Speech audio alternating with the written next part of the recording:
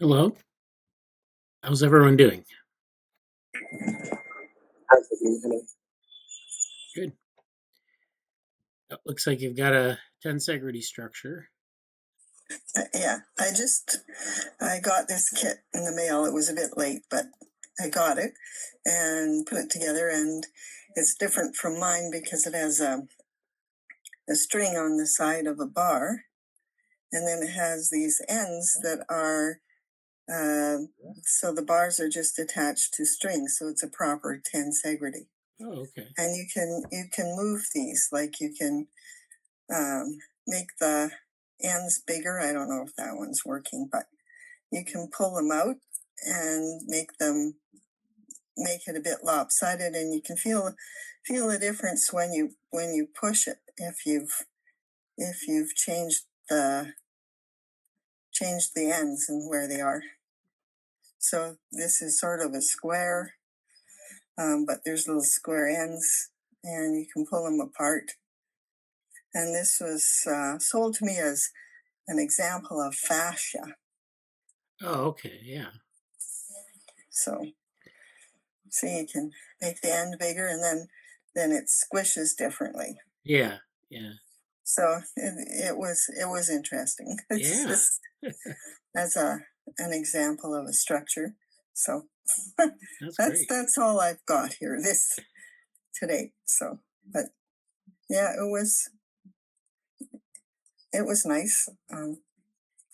This comes from a group that does tensegrity, mostly for people who are either physiotherapists or yoga instructors. Yeah. Instructors, yeah. So it's just yeah.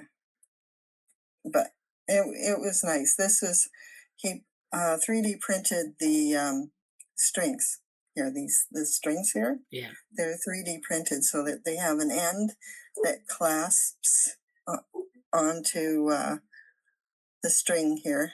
Right. It's kind of all one piece. But anyway, That's good. Yeah. Thanks. so that's all I have. Yeah. Anyways. Well, thank you, Susan. That was great. So yeah, some of the things we've been talking about when we talk about tensegrity structures, that's what they look like. Now in biology, of course, you have different biomaterials making up the components, and you'll find people have hypothesized that they exist all throughout the body, and even at the cellular level we're arguing that that's something that's you know um, regulating structure there. So this is something that it's very complex, complex math. We've been talking about the math earlier this year, so yeah. Thank you, Susan. Okay. Uh, did anyone like to present today, or does anyone have anything they want to talk about, or besides Susan? Okay, Barshan is having an issue. So we have Mehul. Hi, Hi, how are you? I'm good. I don't have a formal presentation today. I couldn't prepare it since I was doing more research and reading papers, understanding my approach. I have some things that I would like to share if that's fine. Yeah, go ahead. Yeah, so last week I ran what I'd call a cross-validation experiment. The idea was if SINDyG on bit relate structural data and SINDyG on C302 functional simulation are both discovering the same underlying biology, then the coupling terms that they find should agree, right? If AVL and PVC are coupled in the structural equations, they should also be coupled in the functional equations. That's what I was thinking, and there were genuine hits in my results. The AWC olfactory circuit was the cleanest one out of them. The structural weak SINDyG and the 3302 functional SINDyG both flagged that AWC coupled to AIB and AIA with matching signs. That's a known chemosensory circuit. The ALM and PVC also appeared in both, which is like mechanosensory pair. and I had 54 other overlapping couplings total across both the analysis. So on the surface, at first, it looked like a positive result, but then I started pulling on the thread and I found some things. Like initially, I knew that in the Vitrilate dataset, D1 through D8 were different worms, not the same worm tracked over time. But what I hadn't fully inertialized, what internalized was that the magnitude of variability, like the 46% of connectivity differs between even the genetically identical individuals, the C. elegans. So transient synapses alone are 43% of the adult connectome, which are present in some animals and absent in others. So when I ran SINDyG on D1 through D8 synapse counts, what I was modeling wasn't the how the connectome would develop in C. elegans, but instead I was just fitting a curve across 8 different worms at 8 different ages.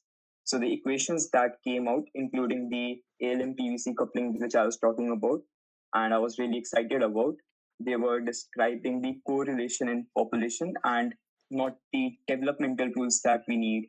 So, like they are saying, worms with more ALM contacts also tend to have more PVC contacts at similar age. So, this is not NDP. That's like the shared developmental timing. And when I ran the C302 experiments, it had some of its own issues. Like I mentioned previously, that the functional simulation with parameter C, the HH spike triggered model, was biologically wrong because the neurons don't have voltage gated sodium channels in C. elegans. They use graded analog transmission. So the seven neurons that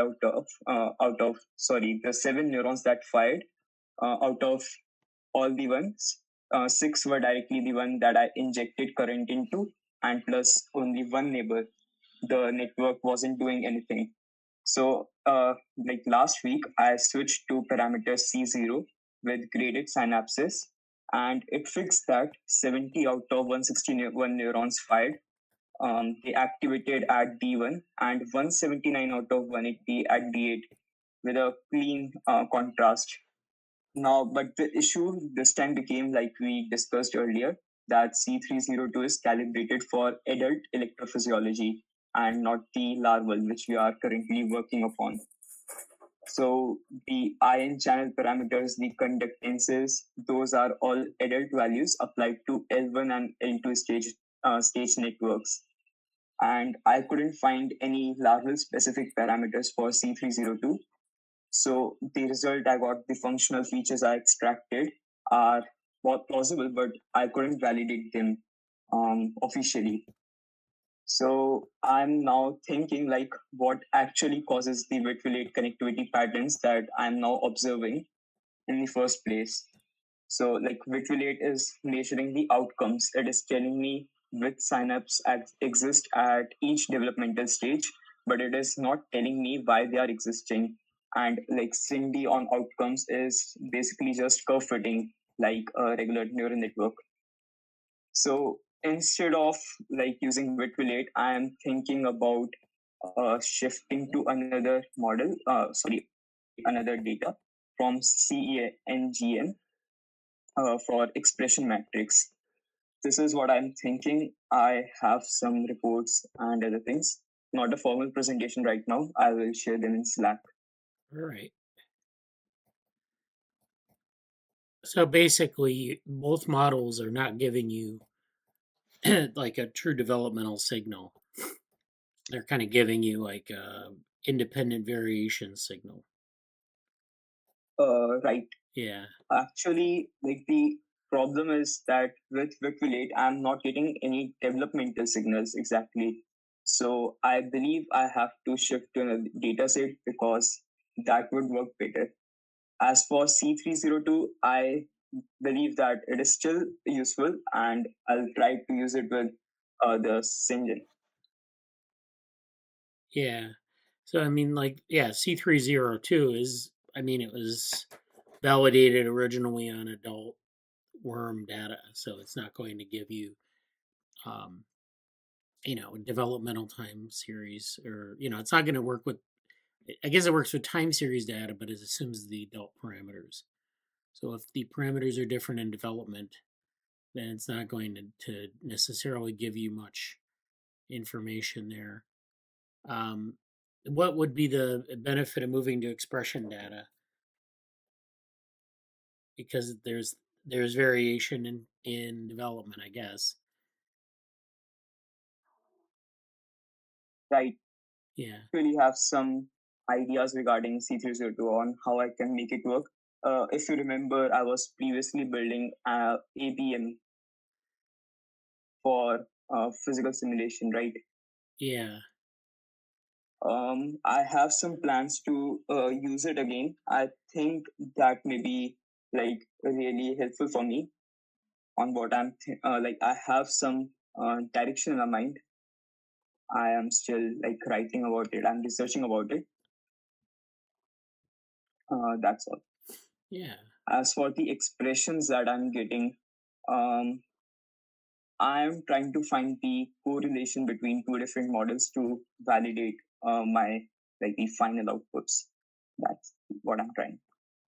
Yeah. When you're dealing with expression data, you want to be careful that you find expression data that's very explicitly has a developmental signal. So you can pick like a good developmental data set. I mean, if you go to like one of the secondary repositories for gene expression data, so there's Geo, and then there's GenBank, and there are a bunch of other data sets out there.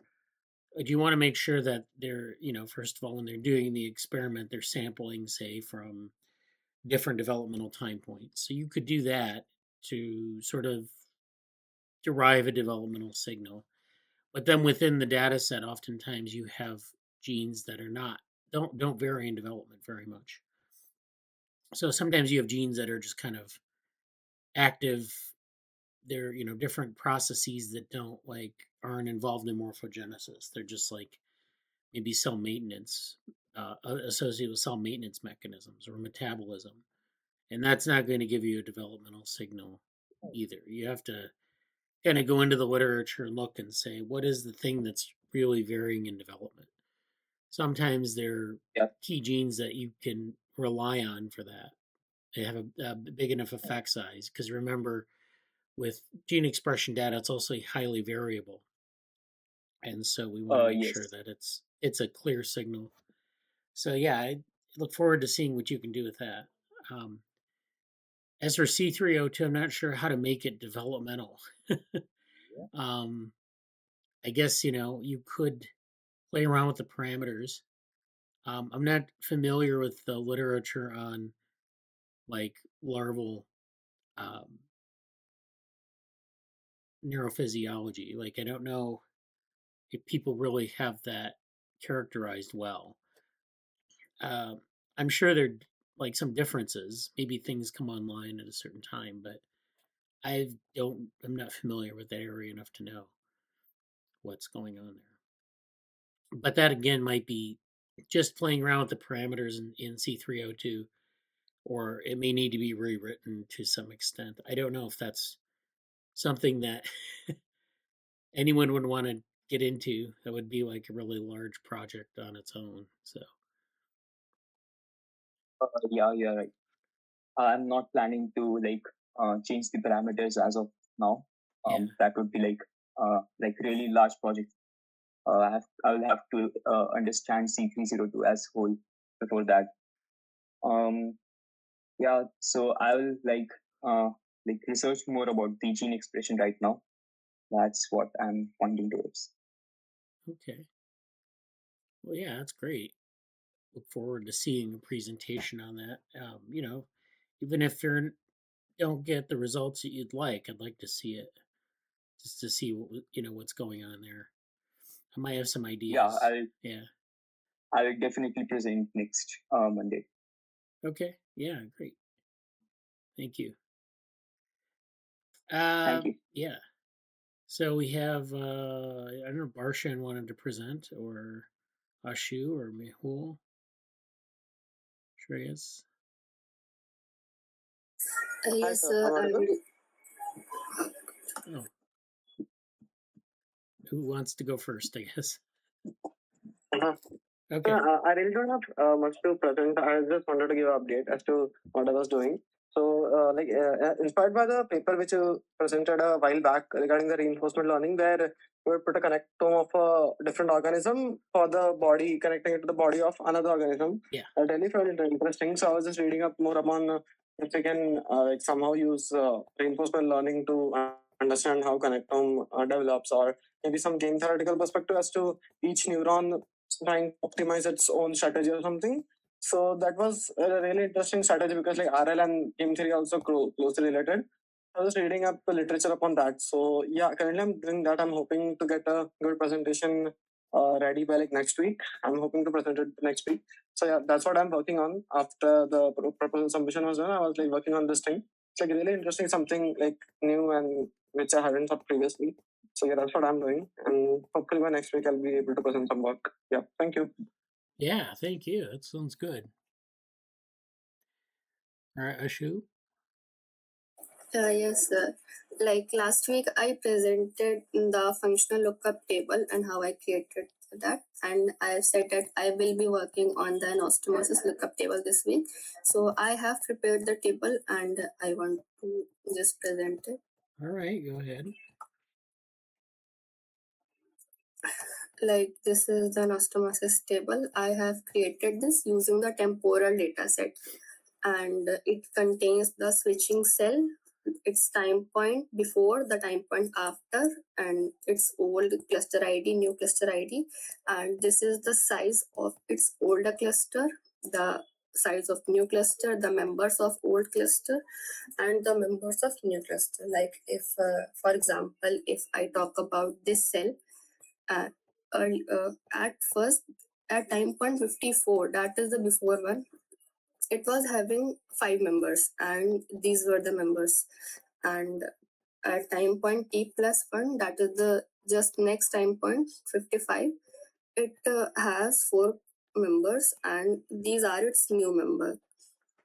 So I have created this table, and it has total 11,738 rows for each time point, and the time point has started from 53. I have taken 3 minimum samples for the cluster. Like a cluster will be having minimum of 3 samples, 3 cells. And similarly, like the functional lookup table, I have created this in 2 ways, by a Python script and an Excel form. Like this one is the Python script, and this is the table from that, and they both are identical. Like the functional lookup table was identical. This one is also identical, to double check the values and everything. So this is what I have done last week. Okay. So this is so if we go back to the headers, so the switching cell is the thing that connects two clusters. Yes, sir. Like this cell shifts between the older members, and it will move toward this new members. Okay. This, yes, sir. And from this time point, like previously at time point 54, it has these members, and at time point 55, it will be a shift to another cluster, and it will have these members. Okay. So it just changes membership at that point. Yes, sir. Yeah, that looks good. And the clusters are determined by what? So other clusters, like a spatial cluster, like if these cluster are between EPS 15 by the Euclidean distance. Okay.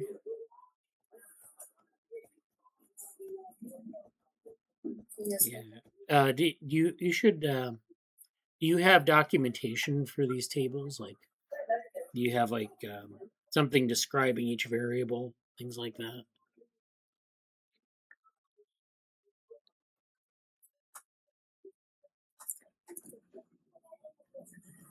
No, sir, but I will create this. I will add it here. Then I will share. Yeah, usually, I like to have like some description of what each variable means. Like sometimes if people create something like this and then, people want to use it later, they don't know exactly what the variable means.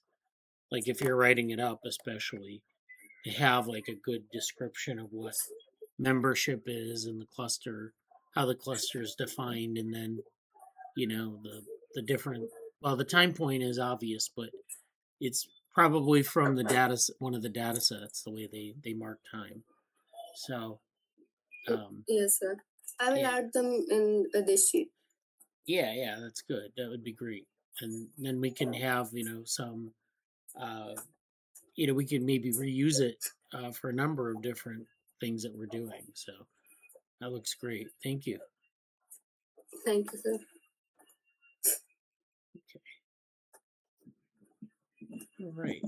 Mehul is unmuted. Bradley. So Bradley, I've been doing a few things for like last month. So the first thing which I also asked Vivek, by the way. Here is Vivek Mathur. So yeah, I asked.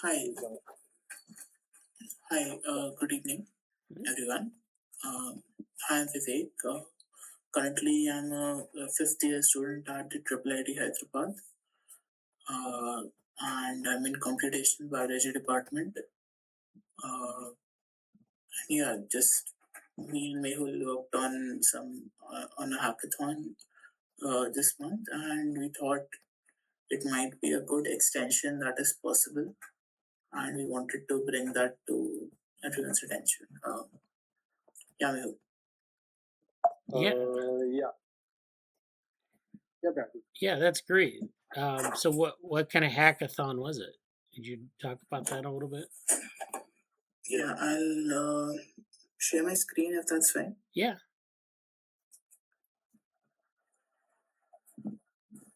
So, yeah. So we have this demo here. So here, what we have on the screen is basically, I'm not sure if it's possible. Jitsi meet. Okay. So I'm new to Jitsi. So here we have RL training in playground, wherein we have shown these ideal solutions by two deterministic solvers. What we are seeing on the screen is a staged starting from a malocclusion dental state.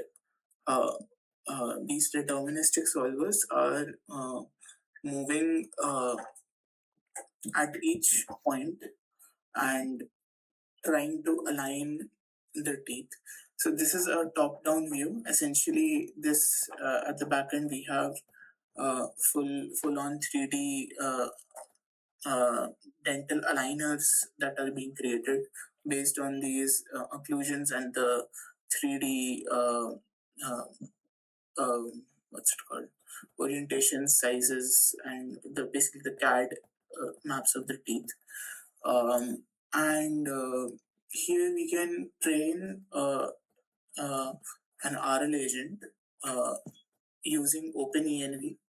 It's a fully hosted leaderboard, and we can basically, you can do a zero shot using LLM calls, or you can train a proper RL bot here. This environment is basically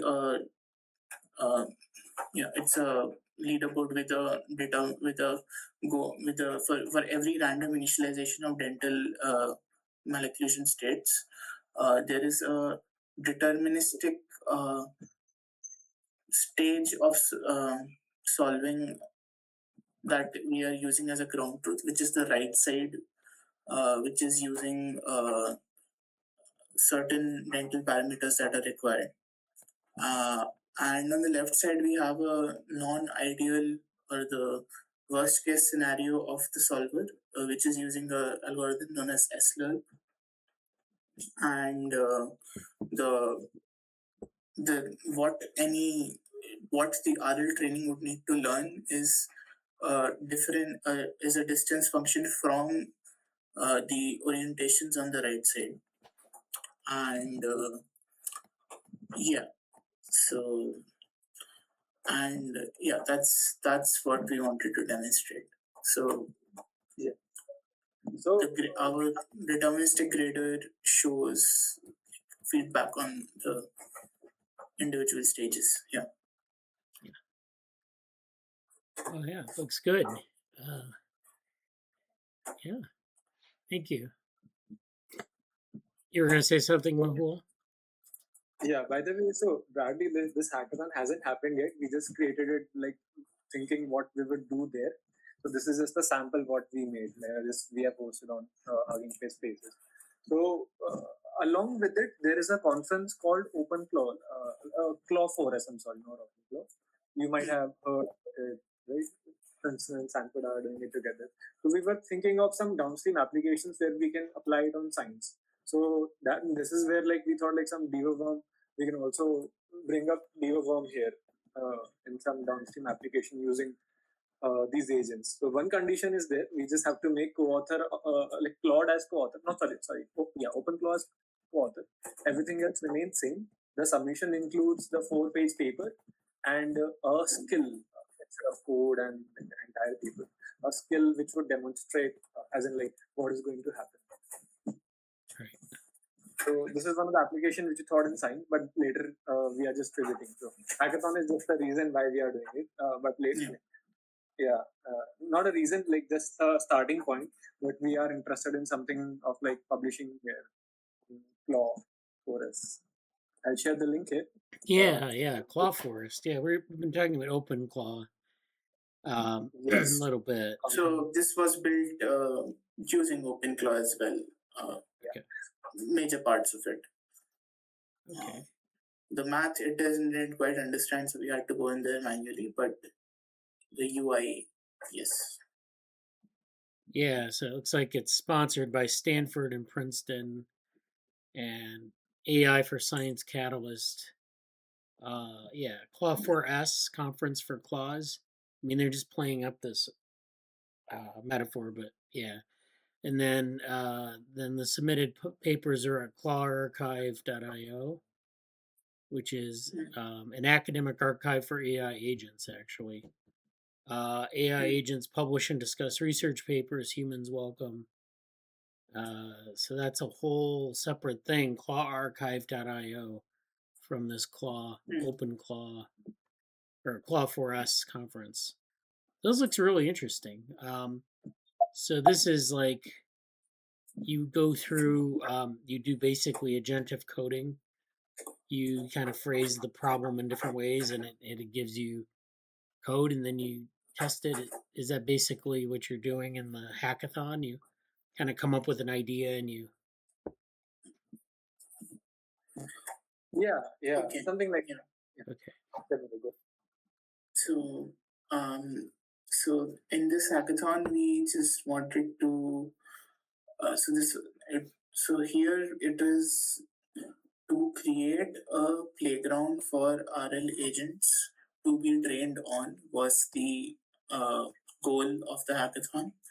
And we chose a problem domain in science because we thought that this is an underexplored area to work in. Yeah. I mean, this would be good. Something like one of the DevoWorm. Anything we've done in the group is probably fair game and game for revisiting. Morgan actually has been working on some agentive coding, and he's been doing some things with hypergraphs and validating some of the things that we have in the DevoGraph repository. And so, that's some of that. And I don't know, Morgan wants to speak to that right now. Yeah, it was super interesting. Sorry, I'm just getting my daughter to school here. But yeah, what was the environment called again? Like Open Env? Yes, Open ENV. Gotcha. Sounds interesting. yeah, we just did we just finished a 3-day. The reason my voice is so hoarse, we just finished a 3-day hackathon here. Was neurohack. Although several of the tracks were still very reinforcement learning focused, on kind of working with joysticks and game controllers on brain computer interface.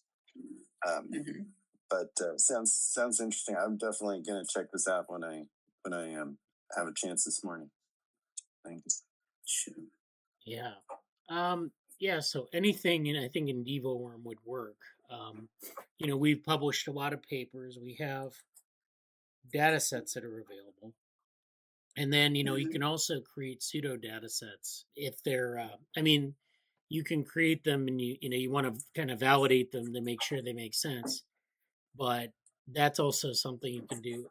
I'm just thinking about like maybe some of the more theoretical things we've talked about in the group.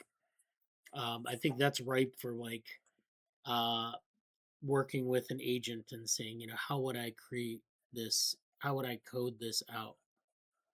Because we have data sets, we have problems, we have things that we've talked about that are kind of like, people have their own investigations of them that maybe aren't as amenable to secondary analysis. And so we want to pull that all together.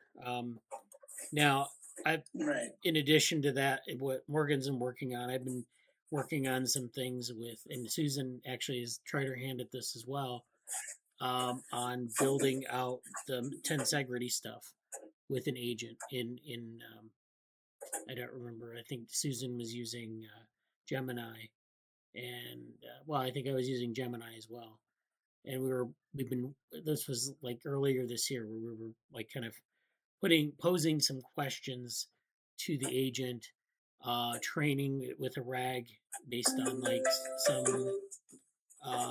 data or some models that exist where they specify the models mathematically, but then there's this problem of simulating them or animating them in some way. So there are a lot of problems, I think, in developmental biology or computational developmental biology you could kind of pick for that. You'd say, maybe I want to simulate a growing connectome or something.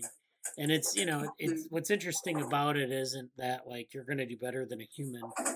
What's interesting is that you get like kind of a basis for how, what a solution might look like, what an agent might produce. And it might produce something the human didn't think about. It might produce something that it can be validated from like human work. So there are a lot of ways you can like kind of fit that into a workflow. Right. So, yeah. I think what we are looking for is some sort of a trajectory. As we see here, it's a trajectory of positional images. So we are looking for a trajectory. We are looking for something which has a known ideal solver for that trajectory, such that given an initialization, there is a known ideal that it must approach, or some local or global minima it must approach, and it must be able to do so in some stages.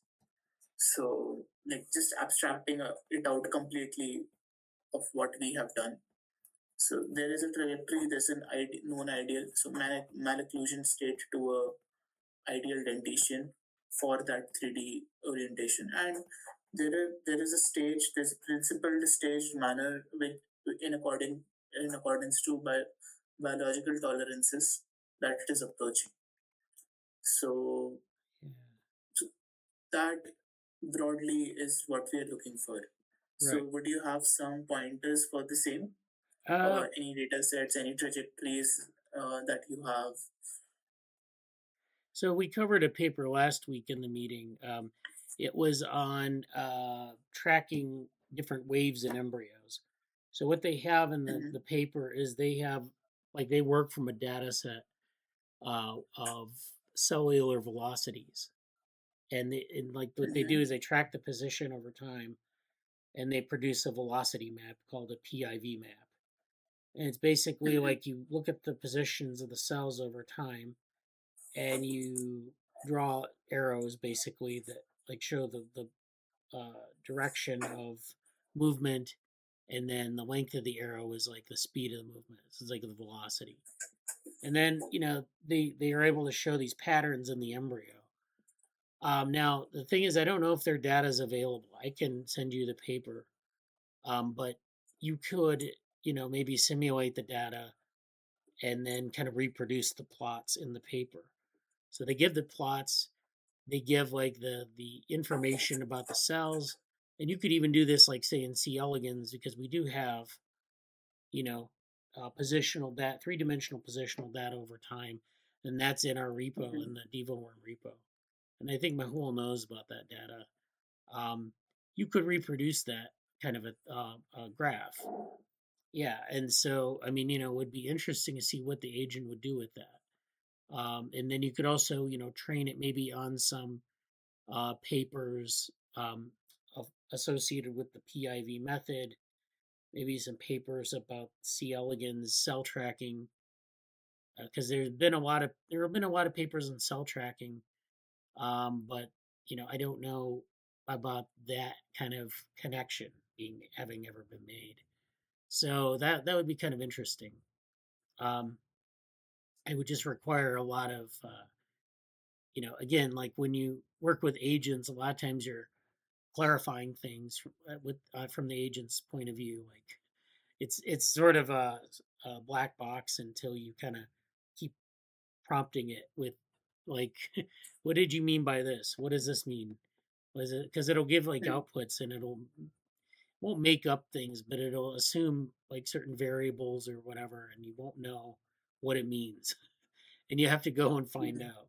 So then then you can like write it up. But yeah, I think like that would be a really interesting problem. I think would be to generate some of these visualizations where you can look at, say, like cell tracking data at a higher level than we usually do. Yeah.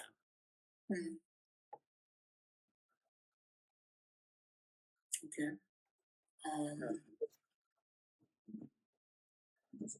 Okay, interesting. So, so I see a few paths going forward. One would be to scrap this that we have and work on that new data set, which I presume would take some time, right, Mehul? Yeah, I do have the access to data set. I know it pretty well. We can go through it together. Bradley, one more thing. Like along with it, I wanted to loop in DevoWorm here. So I found some data set on this dental part only. Okay. Like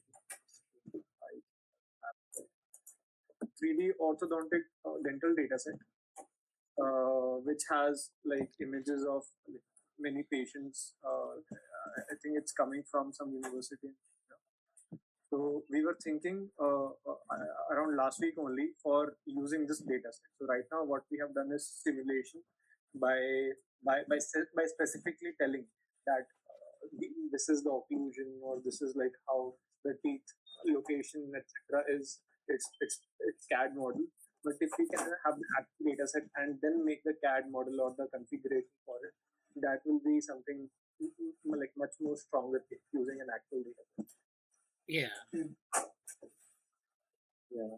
So I was thinking like if we can start with this, I have like 2-3 things in mind. One in the C. elegans data, which I'm still working on, along with my agent, and this is something which we have already like done part of it. Vivek has it. So I was thinking if we can get access to this data set. Yeah, which data set exactly? Yes. So this link here. Yeah, this one here. Yeah. This should be open, right? This is open. No, it's open. Oh, you have to request it. Okay. Sign a data use agreement. Okay. I mean, yeah, it's sign a data use agreement and send that over to them. This is SINDyG. Yeah. So they require, just bring that up, right? Second. Oh, so they have a repository as well, yeah. Yes. Yeah, but they have a repository that they've exposed, but the data is not part of the repository, and they require for anyone who wants that data to have an attribution coming from the user, that we'll only use it for academic research. We will not use it for commercial purposes at all. We will not use datasets from the screenshots from the dataset in advertisings or sell data. We will not distribute the dataset in any way with the exception of using small portions of data for clarifying when publishing academically, and we can only use it after the DU has been signed and returned to the administrators, and we must sign it and send it to this particular professor at SINDyG, and essentially it requires an academic advisor's signature on it. So, for example,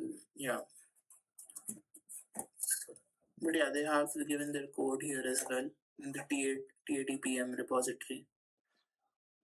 And if you have other sorts of dental data which matches the schema that they have, then you can run it.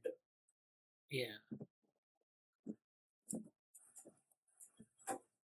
Yeah, that looks good. Well, yeah, I'll send you what I was talking about. Yeah, I mean, Mehul knows that data set that I'm talking about, so we have other data in there, but that's that's just let me know if you need other data, and I can, there are other places to get this kind of data for C. elegans or different repositories. The only thing is that that the organization of the data might not be exactly in the format you want it. You might have to do some processing of the data to get exactly the way you want it to be organized. But that's that's kind of part of it. I'm not sure how agents handle like unstructured or semi-structured data. Like I know that they can do things with data if it's somewhat well defined, but if you just throw some unstructured data at it, I'm not sure if it'll be able to figure things out because I mean, we do have to put in a lot of domain expertise, like in terms of ML, deep learning, and also biology as well. Only then they can do this.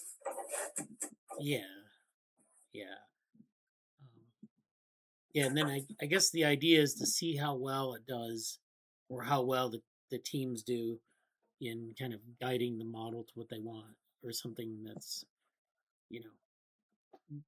competitive, I guess. All right, it's great.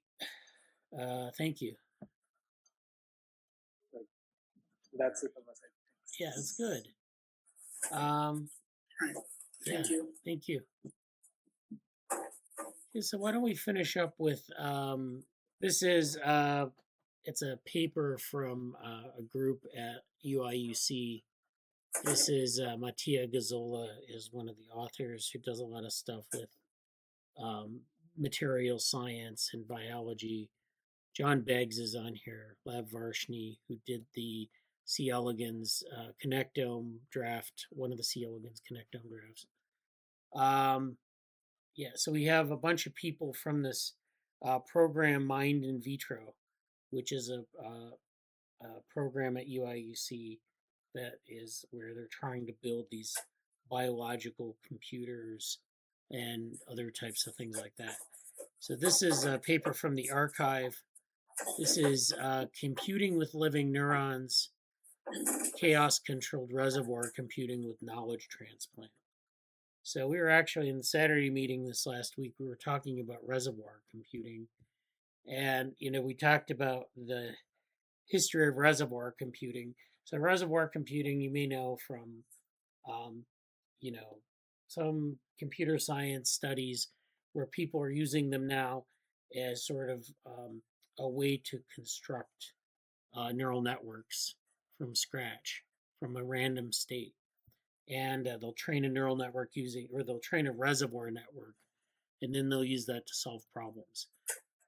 So it's become like a nice computational tool, but it originally started as a tool in like different types of systems engineering and mechanical engineering, and they had to do with actual reservoirs. And so this is where they're looking at this method of reservoir computing. And what's interesting about reservoir computing is you can do all sorts of stuff having to do with complexity theory. You can use this for sort of like, I guess in this case it's chaos controlled. So they're doing things in different chaotic regimes. They're doing things that are, having to do with systems that aren't just kind of like in bits. They're things that are involving living neurons. You have biological systems. You have these systems that are both discrete and continuous. So that's kind of interesting. And then, of course, they're doing this computing. So, we've talked about organoids and organoid networks. And, when you're dealing with living neurons, it's not the same as dealing with, say, like a neural network. You have these cells that you usually put them on some sort of electrode array, and you'll measure their activity. And it's always like kind of hard to know how these how the network activity maps anyone's state. There's a lot of heterogeneity there, so that's another thing that's really interesting about what they're trying to do. So let's see what they have in this paper. So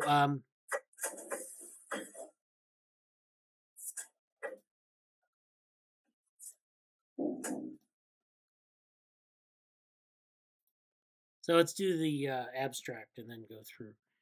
So we introduced chaos-controlled reservoir computing, and they call that CCRC, is the abbreviation, for living neural cultures. Dynamically rich substrates of unique potential for adaptive computation. So they're working with neural cultures, with neurons. They're cell cultures, so they're able to grow cells.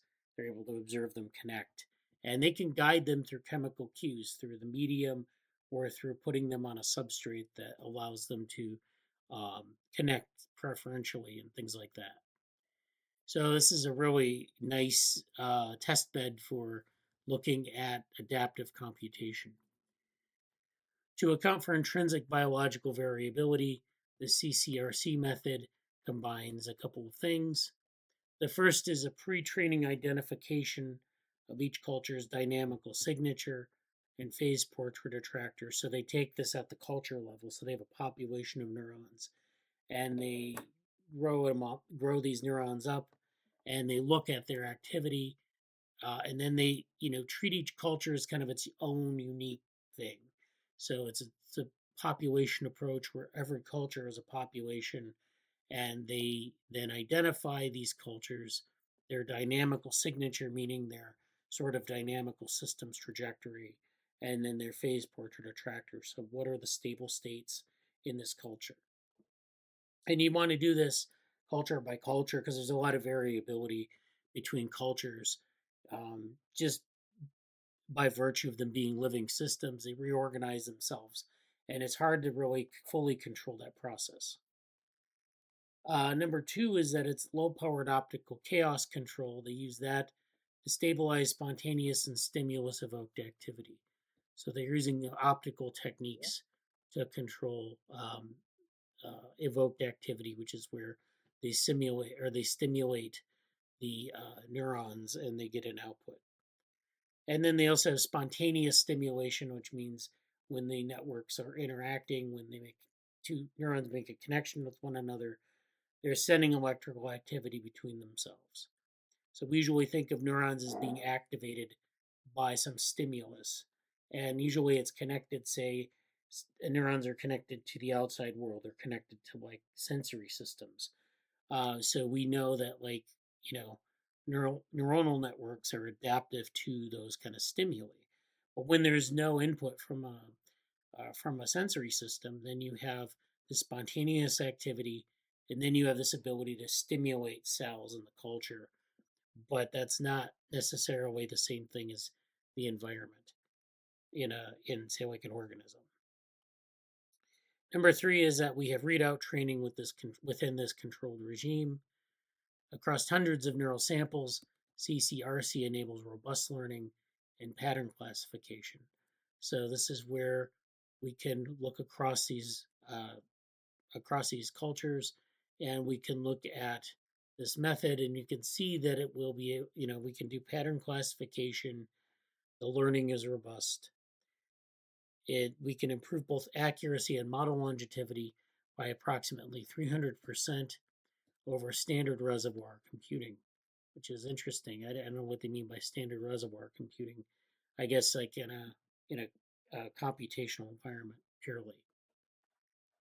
We further propose knowledge transplant, which is KT, for which the reservoir map learned by an expert culture is transplanted to an attractor equivalent student culture, reducing training time to minutes while improving performance.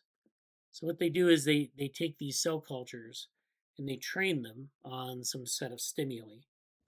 And then that culture becomes an expert because it learns, it wires up according to those stimuli. And then what they're doing here is they have this reservoir map, which is the representation. It's then transplanted to a student culture with the same sort of dynamics. And they're able to improve the learning, the time to learning for the student culture, which is basically a culture that's naive, hasn't learned anything. By enabling cross-substrate reusable learned models, KT paves the way for knowledge accumulation and sharing across neural populations, transcending biological lifespan limits. So this is just kind of going over some of this. They're talking about how we can, with biofabrication, we can create these in vitro neural substrates that we can control. And, this is where they're using this sort of approach where they're stimulating these cultures and they're doing other things with them. They talk a little bit about cellular substrates for computation. We talked about in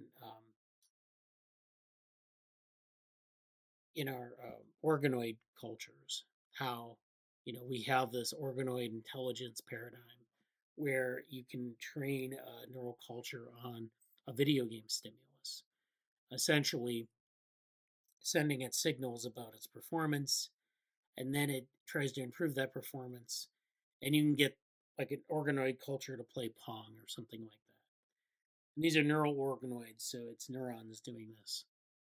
And what they're saying here is that you have a lot of issues with sort of making that a little bit, improving the performance in terms of reliability and longevity. So you might be able to do it in a demo, but not necessarily, where you're doing this sort of stuff with transplantation and things like that. Then they point out that traditional computing built on fabrication precision, determinism, and finite state abstractions operate on principles far removed from natural nervous systems. So we're doing a lot, when we build programs in digital computers, we're using a lot of finite state machines. We're thinking about the preciseness of, getting a number down to 100 decimal places, or, benchmarking things against other programs. None of these are really possible in these kind of natural nervous system settings. We also, don't have the luxury of determinism. So in a neural model, we usually, in fact, that's why we're measuring things culture by culture, because there's so much variation within a culture that it makes no sense to compare between cultures. Totally different environment, even though it has the same constituent parts.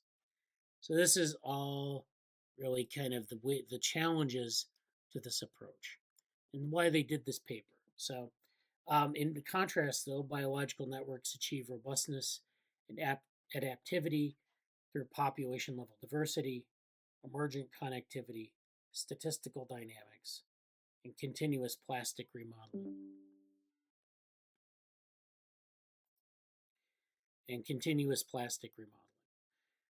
Harnessing these principles is essential for developing in vitro neural systems that maintain functional consistency despite inherent variability, transforming cultured networks from fragile preparations into systematic, reusable units for synthetic intelligence. So again, we want to move from sort of this demo world to something that can be used reliably across applications, just like a digital computer. At least that's the vision. So, we have a lot of challenges to overcome for that. So they're introducing this paradigm, chaos-controlled reservoir computing for in vitro living neural systems to accommodate the inherent individuality of each neuronal network. CCRC integrates 3 algorithmic stages. So the first algorithmic stage is pre-training characterization of each culture's spontaneous dynamical signature and phase portrait attractor. Number 2 is chaos control to stabilize neural dynamics. And then 3 is RC training within the stabilized regime and long horizon assessment of input classification. So again, you're trying to get a handle on the variation, on the spontaneous nature of each culture. You're then trying to use this chaos control approach to stabilize neural dynamics and then get the thing to learn to do something like a classification task and then evaluate that. So,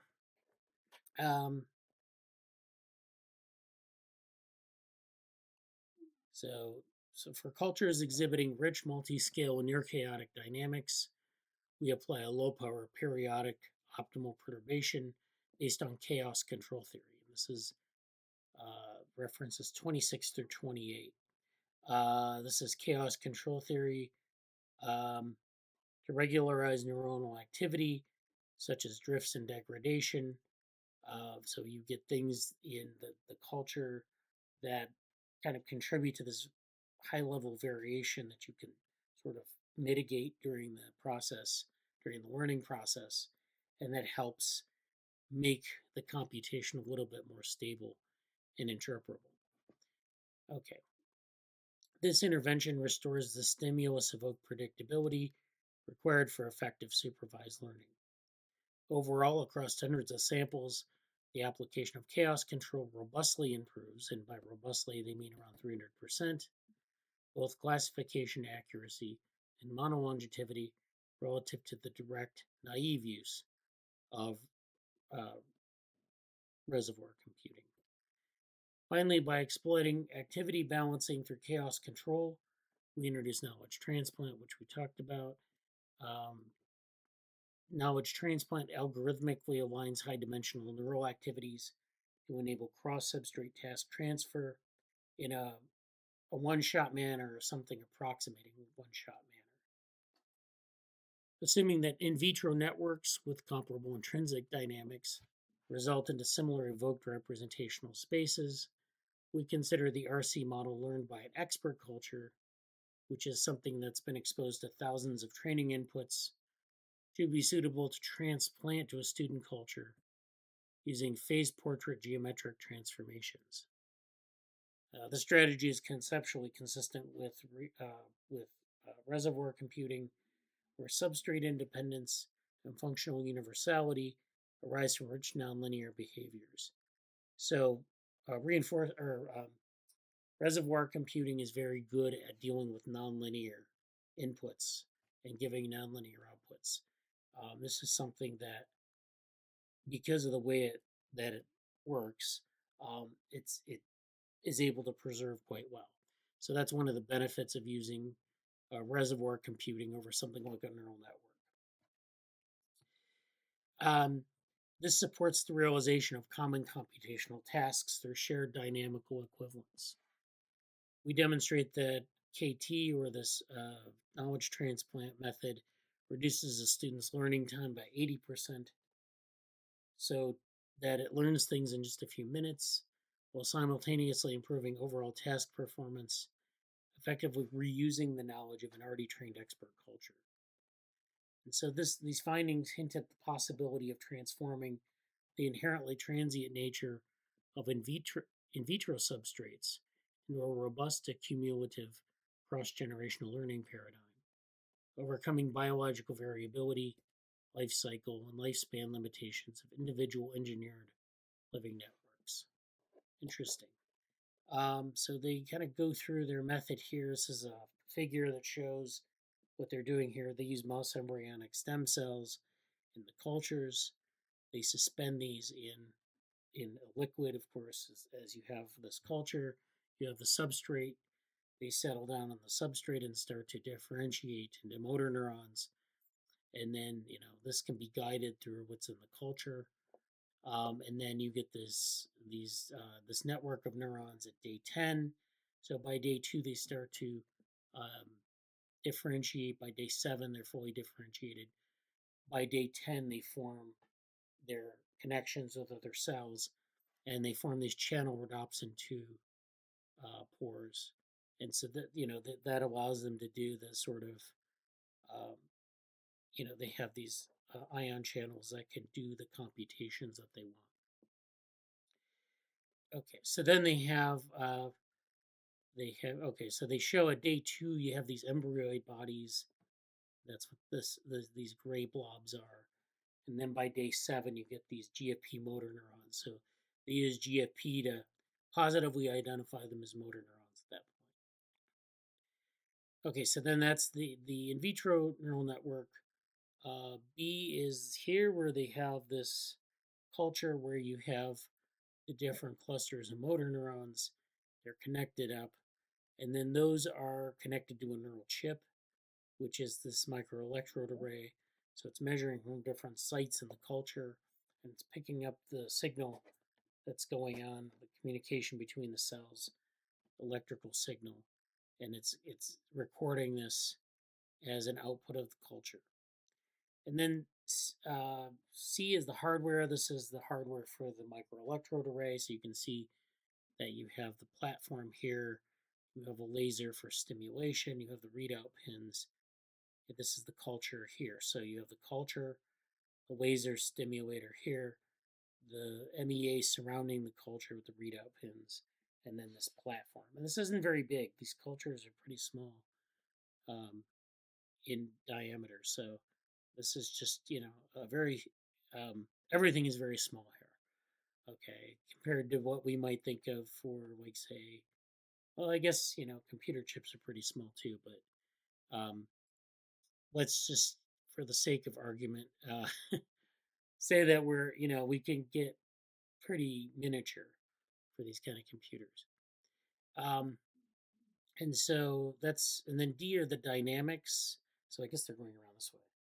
The D are the dynamics, where you extract the dynamics from the output of the microelectrode array. So you have these channels, and over time, and you see that you have these spikes that you're trying to get a handle on. You get these avalanches of activity, which means that they're small bits of activity that build up into a very large output. So those are nonlinear things. Of course, with John Beggs being on the paper, this is a neural avalanche finding. So, you have these nonlinear avalanches. It's like an avalanche on a mountain. If you have small displacements over time, you end up with this large-scale avalanche. And that's exactly what you get with the neural activity. And you get these local bursts that lead to these global avalanches. And that, of course, is very nonlinear behavior. And so we can characterize these spikes in this kind of way, and then represent this as the state space embedding, which is this attractor this attractor basin according to the dynamical trajectory. So you have the activity that sort of is self-similar in that you have that the output trajectory orbits a certain point, and you get all these different types of attractors that you can then characterize for that specific culture. So, based on the shape and the type of attractor it is, then that tells you something about the dynamics of the electrical activity. And then E is the reservoir computer. So this is, of course, the mystery machine here, where you have this input from the culture. You have the electrode output that comes out of the reservoir computer. So the reservoir computer really is this process in D, but it's being represented in this discrete structure where you, in this case, you're giving optical stimulation to the cells, and that electrical activity is going into the reservoir network, and it's connecting in different ways, and then it's giving you this readout map, which is, the sort of from the learned representation, it's giving you this readout map, which is a linear vector. It's doing the computation. So when you give a reservoir computer input, you're training the model. You start out with a bunch of randomly connected nodes, and they sort of, you train the model so that the nodes end up with a connectivity pattern that produces an adaptive output. That's basically what you're doing in reservoir computing. And the idea here is that it handles nonlinearities quite well by virtue of the way it's trained and the structure of the reservoir computer itself. It preserves, I should say rather, it preserves nonlinearities. That, we see a lot of nonlinearities as inputs into the system. We expect to see them. We'll see them as outputs as well. It doesn't sort of smooth out the nonlinearities. So they go through their methods here. This kind of shows some of the spontaneous firing behaviors you see in the cultures. So, of course, when you're not stimulating the culture, there's a lot of spontaneous behavior. There are all sorts of things that emerge. You get these incoherent signals. They're measuring from the 128 channel band here. You get this incoherent set of outputs over time. Sometimes you can get partially synchronized outputs, which are slow. Sometimes those partially synchronized outputs are fast. Sometimes you get full synchronization. And this is oftentimes, too, when you train something, you give it an input. So if you're stimulating the cells with an optical source, you can go from incoherent to fully synchronized. And that's kind of the idea of like learning in this context, is you're learning to synchronize with each other. And, that sort of shapes the network topology. So they just show some of these different, if you have spontaneous firing behaviors, you get different types of trajectories that aren't really attractors. So you get this collapsed trajectory for incoherent output.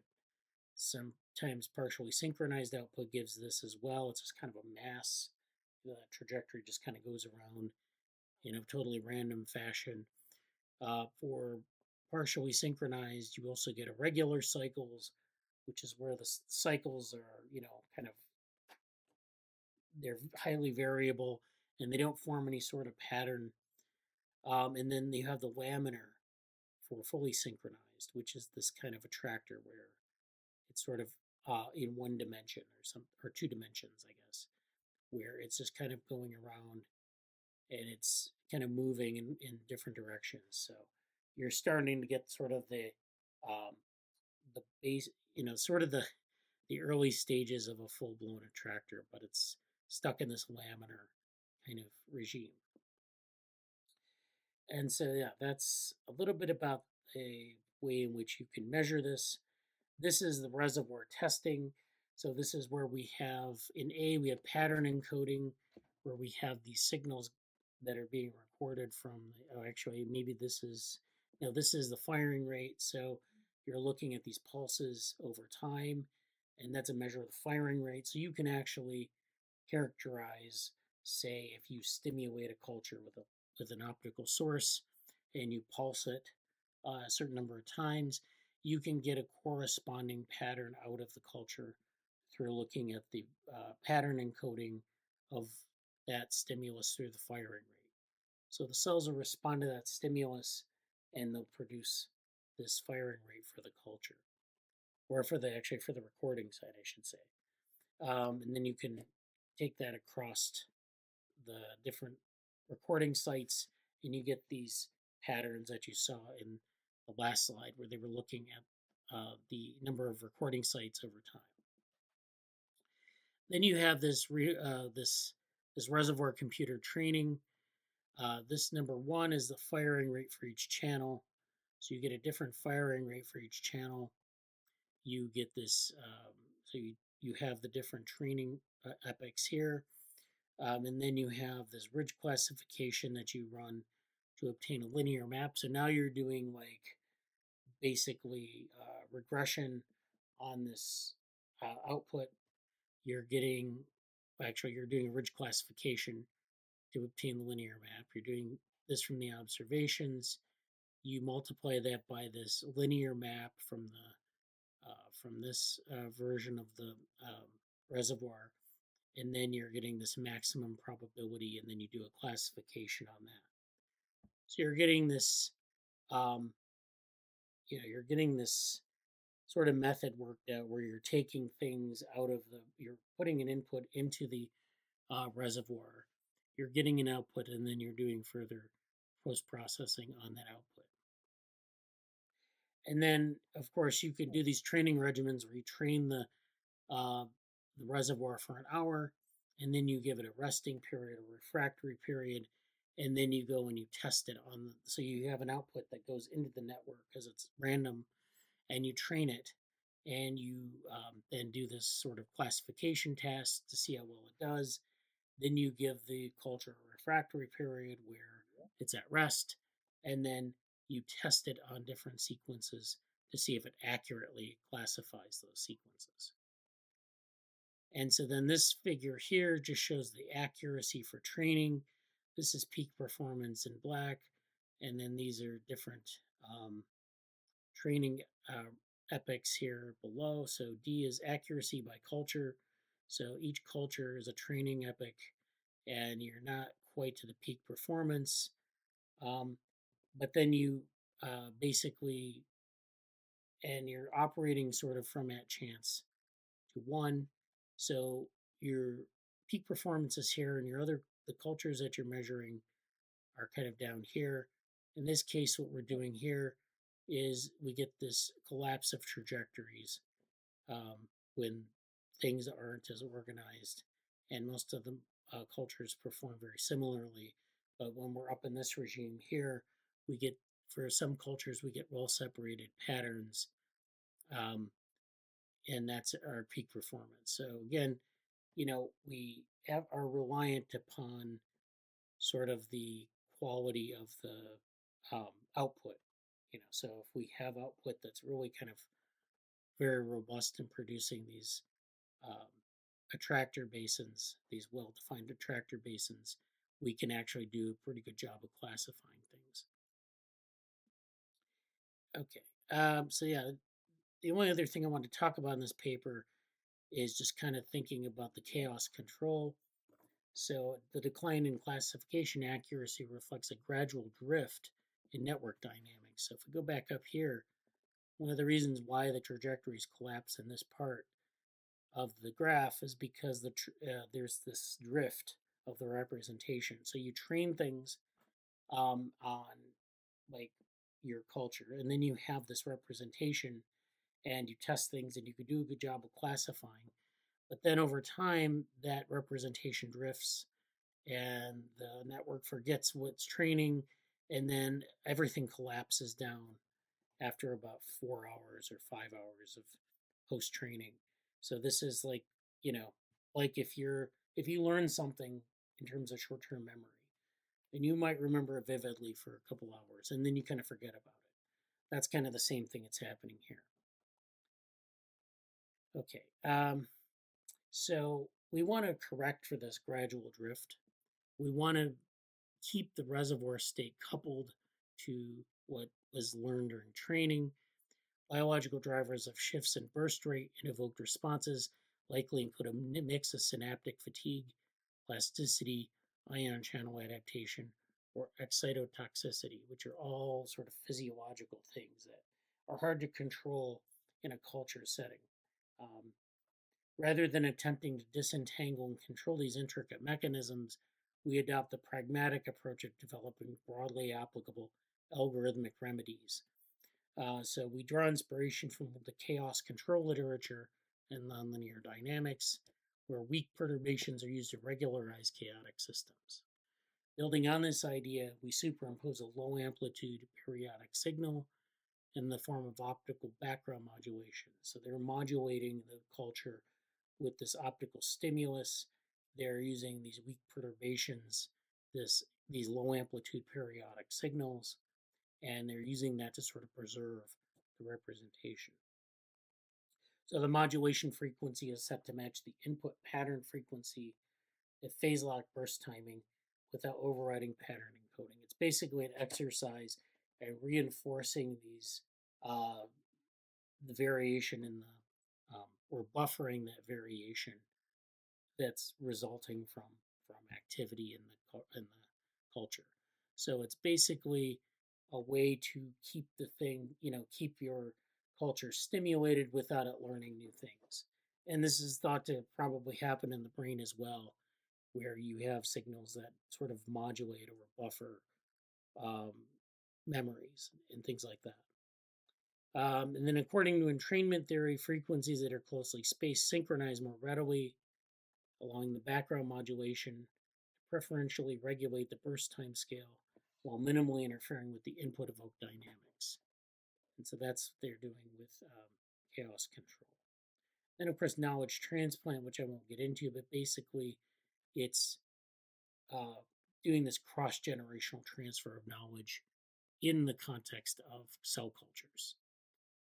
And then this figure 4 just shows the chaos-controlled reservoir computing, just kind of laying out this method and in visual form. Okay.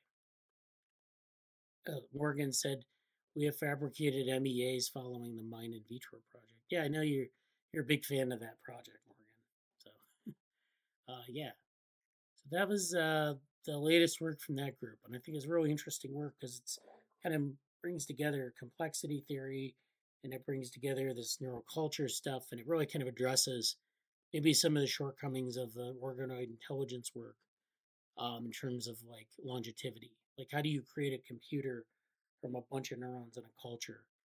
And how does it do adaptive computing?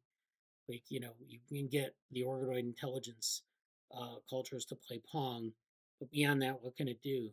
Can it maintain that over hours and hours? And I'm not sure if it can. I mean, it's a simple classification task is different from a sort of a sensory motor task or pole balancing task. But yeah, I don't know. What do you think, Morgan? Excuse me. So, this is a new paper? Yeah, it's a new preprint. It was like put out last month or something. Okay. Interesting. Yeah, like can't wait to see it. I've got to head off on the train, but that's sounds perfect in terms of like following on our recent conversation about what is the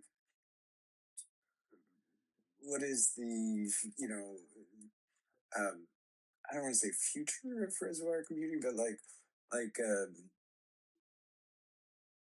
just given that you can do this with non-living systems. Yeah. What like how deep a demonstration is this? I mean, you can do these classifications as has the what was the group we covered? Like, I mean, I feel this was more like a year plus ago, but I think it's an Indiana group that was doing organoids and reservoir computing.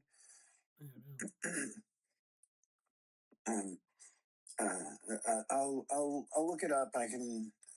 I'll definitely want to drop this into the organoids channel. Yeah. And yeah, I think like we need to pull all these threads together and really think about how we want to probe just like how we really want to kick the tires on reservoir computing, right? In terms of like explainability and programmability.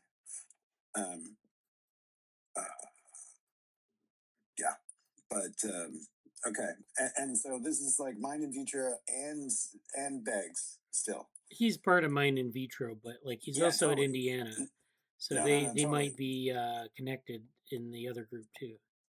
Yeah, no. He was on the first paper too. Yeah. I mean, but they didn't really. They certainly didn't really focus on his kind of his specific. Yeah, neural avalanches. Yeah, it wasn't so much on actually doing any tasks like this seems much more like cortical labs kind of work, right? So that's interesting. Okay, well we're I just had the Berkeley students over to go through the wet lab space in terms of getting ready for both culture and then thinking about they're still thinking about the Pong task. I said, like Cortical Labs has now released the It Plays Doom. Yeah. So, which as a meme, I gotta say I go with the Doom task. But I think they should. I mean, I was pointing out, with my BL1 project, which is just meant to stimulate a CL1, bioreactor. I think it's really important to actually have a dashboard that's giving you kind of both the internals of the neuronal culture, right? In terms of, can you see, like what are you getting from the actual array data, but also to see the internals of the kind of RL agent that is running the closed loop Doom experiment, right? Mm-hmm. So it's also interesting to see how much of the lifting is happening on the actual computer side. Yeah. And and like a lot of the kind of like Atari game work that was like early spinning up in RL would give you those kinds of internals, so you could actually see kind of follow particular trajectories of particular variables in the model. And anyway, it's like they should I want to point this at them and say, like, have you thought about this kind of work as well as there's something about replicating neurons playing a game that is particularly appealing, I think. Yeah. But this is great. We've like I hope you did you say that you've already started a kind of review of reservoir computing? Yeah, I've been working on this agentive coding paper that I will maybe talk about next time. But it's like in one of the parts of that paper, there's a table where I kind of go over reservoir computing versus forward and backward diffusion as to rival. Gotcha. Like, right. so you can use those techniques to contrast, because they're doing similar things. They're working from like randomness, and they're introducing that into the learning model. But then they're good for different things. So like reservoir computing deals with nonlinearities very well. It can take nonlinearity as an input, preserve that as in the output, and you don't have this sort of smoothing out of the, you're not using a kernel to smooth things out. With diffusion, you get, like, you do have nonlinearities, but that's not the main focus of the method. So, there are differences, like, in terms of computation, in terms of performance, what kinds of tasks they excel at. So that's kind of an interesting dichotomy, because both of these models are based on, like, physics and physical sort of computing in the world. Like, a reservoir is a physical structure, and reservoir computing takes its inspiration from that physical structure. And likewise, diffusion is a physical process that people have used in physics long before they used it in computing. So, like, the physics are worked out in both cases. So it's just really interesting as a comparison. Yeah, I mean, but would you also say that there's a difference in how diffusion models are utilized? Because in diffusion models, I mean, we have silicon and auto differentiation that allows us to to I mean, again, like there's the physics metaphor, and then there's like I don't want to say algorithm, but like then there's like the computational right or you can, and that's one of the things about, like, diffusion is you have that you have that sort of, well, you have interpretability, but you also have these sorts of things you can do in like, with the math, the math that you can implement on a computer. So that's all known, and that will give you better, different result. But yeah. Well, it's. I mean, again, like, I think it's really important to dive into this, because, like, this is this is the dominant paradigm for not only organoids intelligence, or a completely inappropriate name, but like the organoid work and the neuronal culture work. It's everybody seems to come back to this particular paradigm. Yeah, they love it. Yeah, it's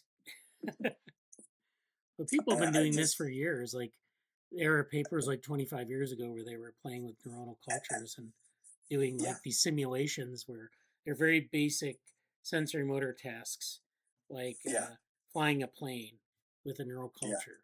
It's like, but it's a very simple task. It's like one class of tasks. So, yeah.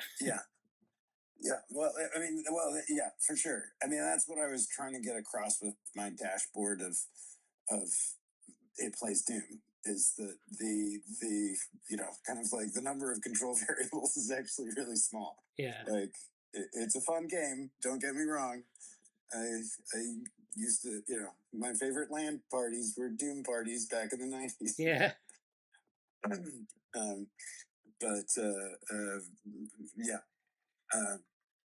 Anyway, I like I said, I'll try and talk to Zach Miller, who's the the guy in Boston who's trying to use is trying to kind of better probe those models.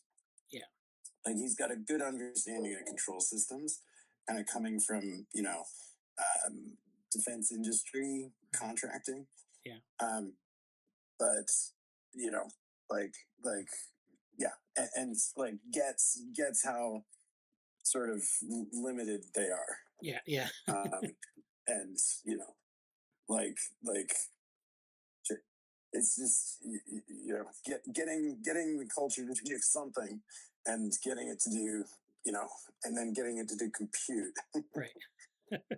Or it's like being a anyway. Right. Cool stuff. I hadn't seen that. Thank you. Yeah. All right. Yeah, you're welcome. All right, I think that's all for today. Nice to see everyone's presentations, and we'll keep in touch over the week, and see you next week. Thank you. See ya. Bye. Bye.